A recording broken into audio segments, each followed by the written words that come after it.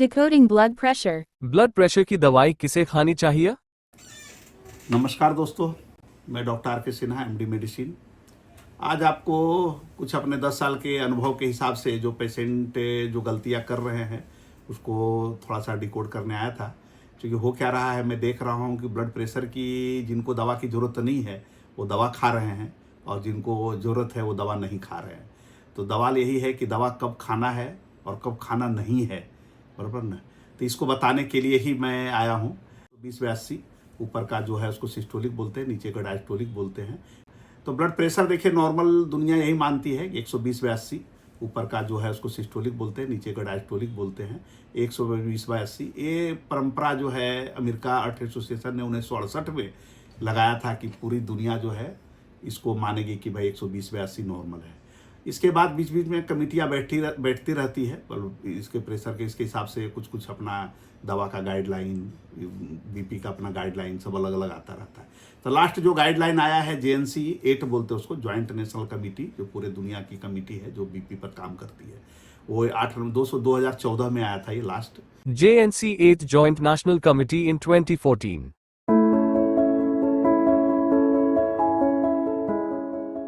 उन्होंने बताया कि भाई 60 वर्ष से अगर आपका उम्र नीचे है तो 140/90 आपका बीपी नॉर्मल है। उस समय तक आपको कोई दवा नहीं खानी है। और अगर आपका उम्र 60 वर्ष से ज़्यादा है तो आपका बीपी जो है 150/90 है। तो 150/90 अगर आपका 60 वर्ष से ऊपर ज़्यादा उम्र है तो नॉर्मल है। आपको डायबिटीज हो या ना हो, क्रोनिक किडनी डिजीज हो या ना हो। पहले ऐसा था कि JNC 7 में डायबिटीज और किडनी डिजीज में अलग अलग बताया गया था कि भाई किडनी डिजीज में 120 रखिए, 30 रखिए, डायबिटीज वाले पेशेंट को भी 140 से नीचे रखिए। लेकिन अभी उन्होंने सीधा कर दिया। Elevated BP. New concept. उम्र 60 साल से कम वालों का बीपी 130/85 हो तो दवाई चालू। जो नया कंसेप्ट आया है, खास करके इंडिया ने इसको एडॉप्ट कर लिया है, उसमें एक टर्म आया है एलिवेटेड बीपी। तो एलिवेटेड बीपी में देखा गया कि 130/40 और नीचे का 85/90, ऊपर का सिस्टोलिक 130 से 40, नीचे का 85 से 90, इसको माना गया है कि एलिवेटेड बीपी। तो एलिवेटेड बीपी में अगर आपको पहले से कोई किडनी खराब है, आपके कोई हार्ट का प्रॉब्लम चल रहा है या किसी और तरह से क्रोनिक डिजीज से आप पीड़ित हैं, तो देखा गया है कि 140/90 नहीं, आपका उम्र 60 से नीचे है तो आपको 130/85 से ही दवा चालू कर देना, नहीं 130/85 रखना है। ये नया कंसेप्ट से हुआ है। ब्लड प्रेशर की दवाई कब से चालू करें? बीपी का दवा कब स्टार्ट करना है, सबसे पहला बात यही है। तो बीपी के दवा में क्या रहा है, लोगों में गलतफहमियां। जैसे मैं कभी कोई छोटे क्लिनिक में गए और अचानक आपने बीपी नाप लिया और बीपी आपका मान लीजिए कि 160 आ गया, 100 आ गया, और आपने डॉक्टर ने बोल दिया कि आपका तो बीपी बढ़ा हुआ है, दवा स्टार्ट कर दिया। दोस्तों ऐसा नहीं करना है, क्योंकि बीपी एक बढ़ा हुआ बीपी जो है ना, आपका ब्लड प्रेशर बढ़ा हुआ आया, ये हाइपरटेंशन नहीं हुआ।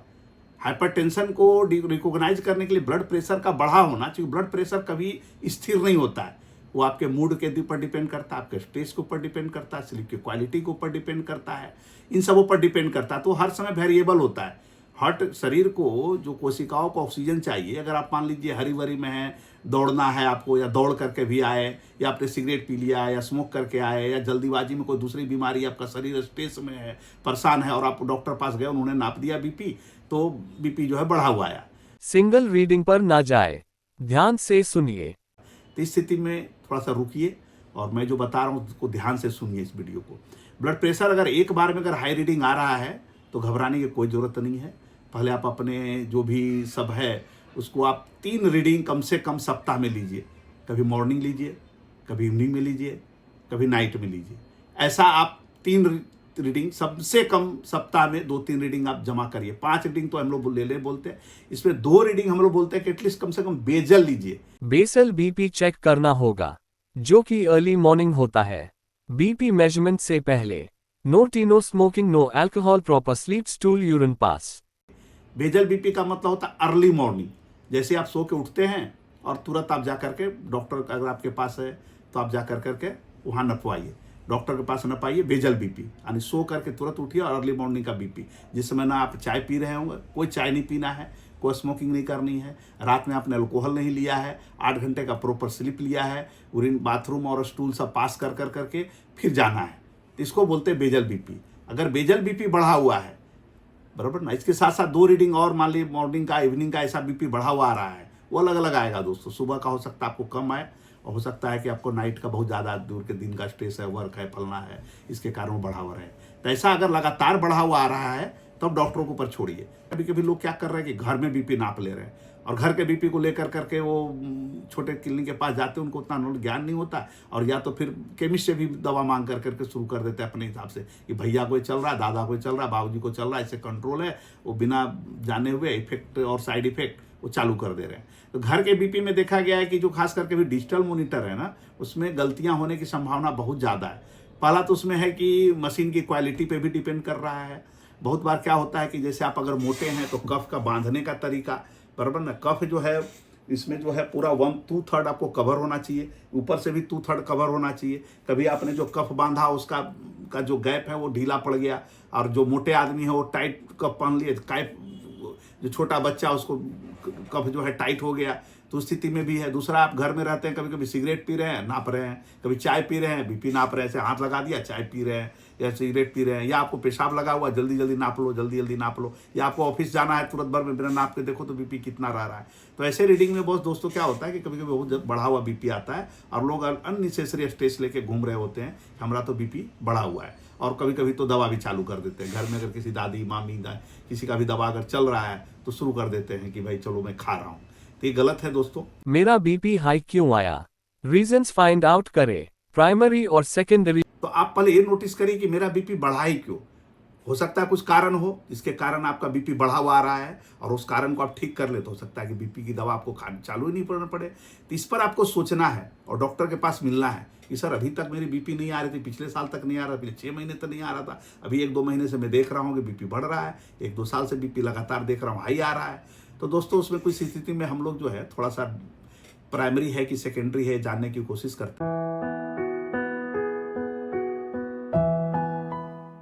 यदि आपको कोई दवा चल रही है, खास के कार्टिकोस्टेरॉइड चल रहा है, कोई पेन किलर चल रहा है, या कोई एंटी एलर्जी बहुत लंबे समय से चल रहा है, तो भी आपका थोड़ा सा बीपी बढ़ा रहता है। किडनी के अंदर अगर कुछ गड़बड़ी आ रही है, खास करके जब हम सोनोग्राफी कराते हैं, क्रिएटिनिन कराते हैं, यूरिन रूटीन माइक्रो कराते हैं, तो अल्बुमिन जा रहा होता है, या आपको डायबिटीज है, डायबिटीज के कारण आपका जो है किडनी पर असर आ रहा है, जिसको रीनल पैरेन्काइमल डिजीज बोलते हैं, तो उस कंडीशन में भी देखा गया है कि बीपी आपका धीरे धीरे बढ़ने लगता है। इसको सेकेंडरी हाइपरटेंशन बोलते हैं।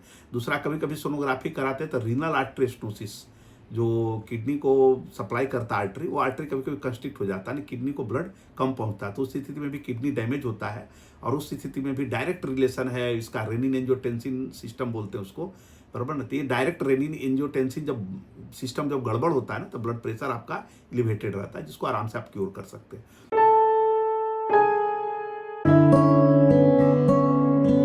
प्राइमरी एल्डोस्टेरोनिज्म पा या Conn syndrome secondary high blood pressure उच्च रक्तचाप का एक सामान्य और अक्सर कम पहचाना जाने वाला कारण है।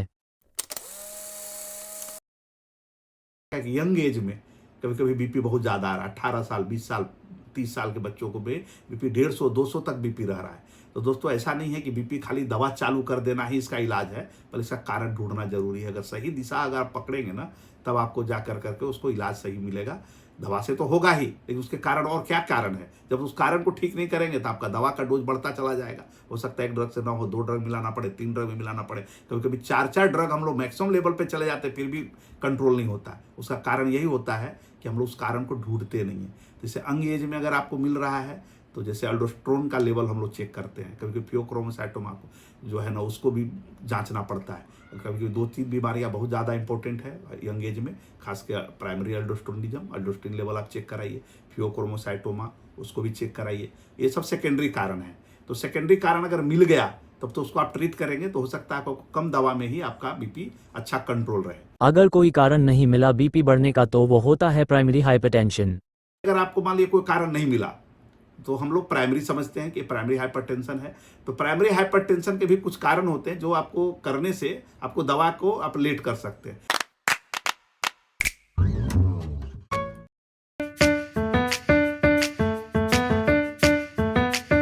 इसमें सबसे पहला है डाइट। अगर आपने नमक की मात्रा ज़्यादा खा रहे होंगे, क्योंकि दोस्तों ऐसा है कि नमक जो है हर चीज़ों में नमक है, तो जो भी आप चीज़ बनाते हैं नमक, तो आप कोशिश करिए कि ऊपर से जो साल्ट आप डालते हैं खाने में उसको भी थोड़ा कम करें। और ख़ास करके जैसे अचार खा रहे हैं, बहुत बार ऐसा होता है आपको पता नहीं चलता कि मैं नमक कहाँ खा रहा हूँ, मैं तो नमक नहीं खाता, लेकिन मालूम होता है कि अचार खा रहे हैं, अचार में पूरा नमक ही होता है। और ऐसे कुछ बहुत सारे नमकीन खा रहे हैं जिसके अंदर नमक ही होता है। तो ये सब चीज़ों को याद करना पड़ता है। ऐसे किसी को बोलता हूँ नमक कम कर दिए, तो बोलते सर नमक तो नहीं खाता हूँ, लेकिन उनको ये नहीं पता उनके थाली में अचार भी है, नमकीन भी खा रहे हैं, बराबर। ऐसे सब चीज़ें खा रहे हैं, जूस बनाते हैं, जूस में भी नमक डालते हैं। तो इस कोशिश करिए कि साल्ट के इंटेक को कम करें। देखा गया है कि साल्ट के नमक की मात्रा को कम करने से थोड़ा सा बीपी में भी कंट्रोल आता है। लेकिन दोस्तों ये पूरा स्ट्रिक्ट लाइन नहीं है कि आप साल्ट को कम कर देंगे तो आपका जो बीपी है कम ही हो जाएगा। कुछ पेशेंट ऐसे होते हैं जो साल्ट नॉन रिस्पॉन्डर होते हैं, एक साल्ट रिस्पॉन्डर होते हैं जो साल्ट से उनका थोड़ा सा भी 5 ग्राम डेली का साल्ट का इंटेक है, 1 चम्मच, 1 चम्मच से ज़्यादा साल्ट, एक्स्ट्रा साल्ट हम लोग अलाउ नहीं करता है मेडिकल साइंस। 1 चम्मच चास ऊपर से आप ले सकते हैं, उसमें सब आ गया, दाल भी आ गया, सब्जी भी आ गया, सब आ गया, बराबर ना। उसके उतना ही एक आदमी का है और उससे ज़्यादा ले रहे हैं तो कभी कभी देखा गया कि साल्ट आप ज़्यादा भी खा रहे हैं ना तो भी आपके बीपी में कोई वेरिएशन नहीं आ रहा है। और कभी कभी 1 या 1.5 चम्मच आपने बढ़ा दिया, बीपी जो है 10 mmHg बढ़ गया। तो साल्ट रिस्पॉन्डर नॉन रिस्पॉन्डर ये कहना बड़ा मुश्किल है, जेनेटिक की बातें हैं। तो लेकिन मैं ऐसा बोलूँगा अगर आपका बीपी पहली बार पकड़ में आया है, पहली बार बीपी ज़्यादा बढ़ा हुआ आ रहा है, तो आप कोशिश करिए, कहीं आप ऐसा तो नहीं कि नमक ज़्यादा खा रहे, तो कोशिश करिए, हो सकता है आप साल्ट रिस्पॉन्डर में हो। ज़्यादातर लोग साल्ट रिस्पॉन्डर में ही हैं, बहुत कम लोग ऐसा ग्रुप है जो साल्ट नॉन रिस्पॉन्डर, जो 25-30 ग्राम मिलीग्राम तक भी साल्ट खा जा रहे हैं, फिर भी उनका बीपी में कोई वेरिएशन नहीं आ रहा है। ठीक है, जो कम्युनिटी में इस तरह के लोग भी हैं, लेकिन आप ऐसा मान के चलिए कि हम साल्ट रिस्पॉन्डर हैं, हमको साल्ट की मात्रा को कम करना है।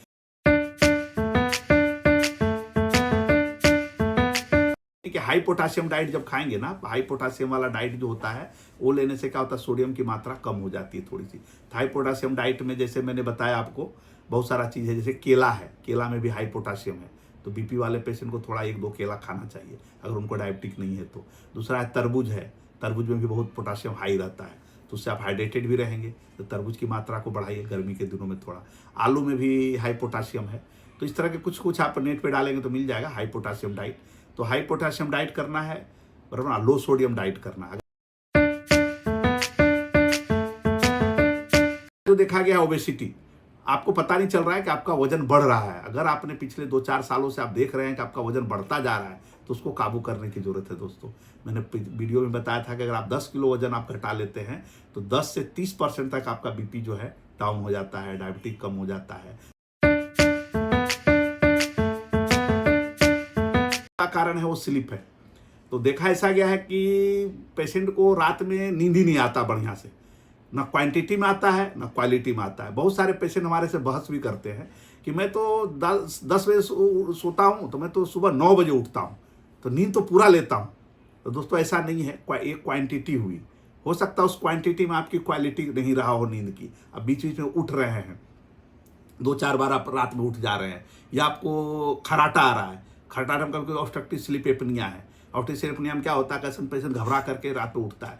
आप 8 घंटा अगर आप बढ़िया से सो लेंगे, अच्छे क्वांटिटी 8 घंटे की क्वांटिटी, क्वालिटी ऑफ स्लीप अगर आपकी अच्छी रहेगी तो सफिशिएंट है 16 घंटा काम करने के लिए शरीर। लोग स्मोकिंग करते हैं ज़्यादा, बहुत लोग तो चेन स्मोकर भी हैं या बहुत ज़्यादा पीते हैं। तो दोस्तों ऐसा है कि स्मोकिंग का अभी तक एविडेंस किसी भी तरह का, किसी भी स्टडी में किसी प्रकार का कोई फायदा नहीं करता है। इसके जो निकोटीन है, जो टैनिन है, वो अल्टीमेटली जो खून की नली की, आर्टरी की जो नली है उसको स्टिफी करती है, स्टिफ करने से भी ब्लड प्रेशर बढ़ जाता है। तो लोगों को देखा गया है कि स्मोकिंग को आप कम कर दें और स्मोकिंग को छोड़ दें तो ब्लड प्रेशर में भी फायदा होता है। दूसरा है जो अल्कोहलिक हैं, जो बहुत ज़्यादा शराब पीते हैं, उनको भी मैं सलाह दूंगा कि आप शराब ना पिएं, क्योंकि शराब पीने से फिर क्या क्वालिटी ऑफ स्लीप डिस्टर्ब होता है और स्ट्रेस भी बहुत बड़ा कारण है दोस्तों। क्योंकि अभी मैं देख रहा हूँ साइकोसोमेटिक डिसऑर्डर का संख्या बढ़ता जा रहा है, लोग इतने स्ट्रेस में हैं, चीज़ों को एक्सेप्ट नहीं करते। तो स्ट्रेस के लिए 2 बातें हैं कि पहला तो है कि अगर आपको कोई समस्या है तो समस्या को सबसे पहले एक्सेप्ट करना सीखिए।